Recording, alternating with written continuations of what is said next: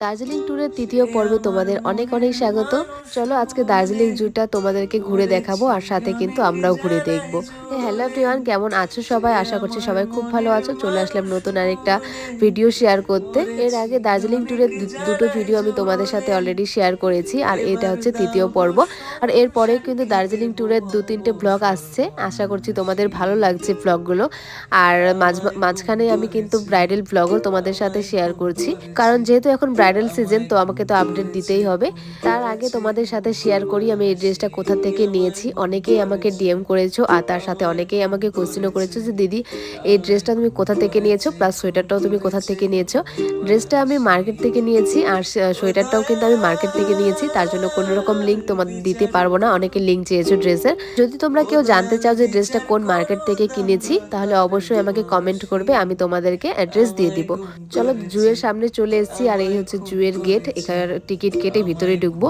আর এখানকার টিকিট হচ্ছে per person 110 টাকা করে, আর বিদেশিদের জন্য একটু বেশি, কিন্তু আমাদের ইন্ডিয়ানদের জন্য 110 টাকা করে।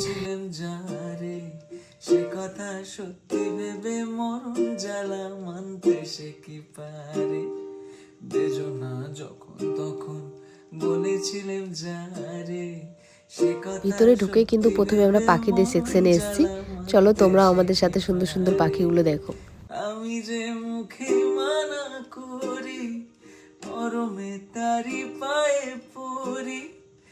আমি যে মুখে মানা করি, মরমে তারি পায়ে পড়ি। ও দয়াল দিব্যি করে বলছি তোমায় তারে ভালোবাসি। এবার চলে এসেছি অ্যাকোয়ারিয়ামের দিকটাতে, আর এদিকে অনেক সুন্দর সুন্দর কিন্তু অনেক রকমের মাছ ছিল। আমায় ঘুম করেছে খুন করেছে ও বাঁশি, আমায় ঘুম করেছে, আমায় খুন করেছে, আমায় ঘুম করেছে খুন করেছে ও বাঁশি। এখানকার জুটা কিন্তু অনেক বড়, আর আমরা যেহেতু একদিনে 3টা স্পট ঘুরে দেখেছি, সেজন্য খুব কম সময়ের মধ্যে এটাও ঘুরে দেখেছি আর পুরোটাও একদম দেখতে পারিনি। তো যতটুকু আমরা দেখেছি ততটুকুই তোমাদের সাথে শেয়ার করছি।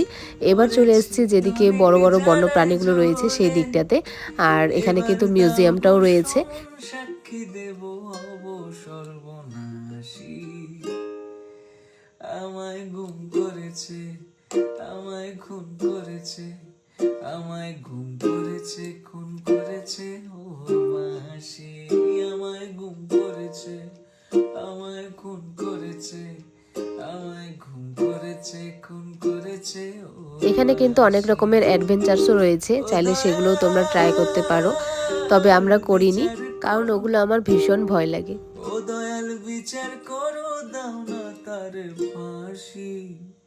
আমায় গুম করেছে, আমায় খুন করেছে, আমায় ঘুম করেছে খুন করেছে ও বাঁশি। আর এদিকটাই রয়েছে মিউজিয়াম, আর মিউজিয়ামটা কিন্তু এখানকার বেশ বড় আর অনেক রকমের জিনিস রয়েছে এখানেও, তবে ভিতরে একদম ক্যামেরা অ্যালাউ ছিল না, সেজন্য পুরোটা তোমাদের ঘুরে দেখাতে পারিনি। ওই লুকিয়ে লুকিয়ে যতটুকু করতে পেরেছি আর কি। বলেছিলাম যারে, সে কথা সত্যি ভেবে মরণ জ্বালা মানতে সে কি পারে। আমি যে মুখে মানা করি, ও মিউজিয়ামটা ঘুরে দেখে এবার আমরা বাইরে এসেছি, আর এখানে কিন্তু ফটো তোলার সুন্দর সুন্দর জায়গা ছিল, তো সেখানে কয়েকটা ফটো তুলে নিলাম। ফটো তুলে এবার আবার চলে এসেছি আমরা এই যেগুলোকে দেখতে। আর এটাকে তো প্রথমে আমি বাঘই ভেবেছিলাম, তবে না, এটার নাম কি যেন একটা বলেছিল, আমার অতটা মনে নেই। আমায় গুম করেছে, আমায় খুন করেছে, আমায় ঘুম করেছে খুন করেছে ও বাঁশি। ফাইনালি এবার আমরা রয়্যাল বেঙ্গল টাইগারের দেখা পেয়েছি, আর এই যে মহারাজ এখন নামছেন।